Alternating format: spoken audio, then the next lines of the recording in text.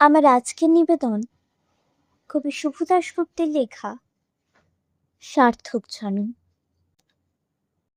যে ছেলেটা চায়ের দোকানের এঁটো কাপ ধরছে রাস্তার ধারে, তাকে ডাকুন, তার কানে কানে বলুন, সুজলাং সুফলাং মালায়জ শীতলাং।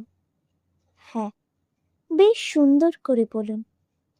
যে মেয়েটা চাকরির নাম করে বনগাঁ কিংবা চাকদা থেকে রোজ সকালে ট্রেনে সেজে গুজে শহরে আসছে শরীর বেচে চাল ডাল নুন কিনতে, তাকে ডাকুন, তার কানে কানে সুরেলা কণ্ঠে বলুন, সার্থক জনম আমার জন্মেছি এ দেশে। যে ছেলেটি লটারির টিকিট নিয়ে দরজায় দরজায় ঘুরছে আর বলছে, বিশ্বাস করুন আমি ভদ্রলোক, আজ 10 বছর হলো আমার কারখানা বন্ধ, লক আউট, তাকে ডাকুন, তার কানে কানে বলুন, বলো বলো বলো সবে, শত বিনা বেনু রবে, ভারত আবার জগৎ সভায় শ্রেষ্ঠ আসন লবে। রাতের আকাশ কাঁপিয়ে অঝোর ধারায় বৃষ্টি নামলে যে মা আজও লণ্ঠন হাতে টালির ঘরের দরজায় ঠায় দাঁড়িয়ে থাকেন, তার খোকন ফিরে আসবে বলে।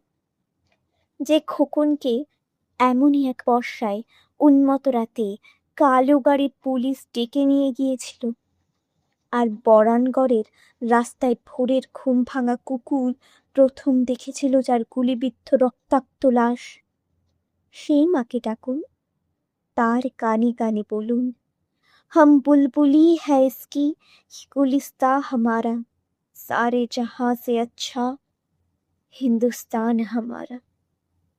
সবাইকে সব বলা শেষ হলে সুনসান শীতের রাতে 5 মাথার মোড়ে ঘোড়ায় চড়ে বসা সেই মহাবিপ্লবী পায়ের সামনে ধীরে ধীরে এগিয়ে যান।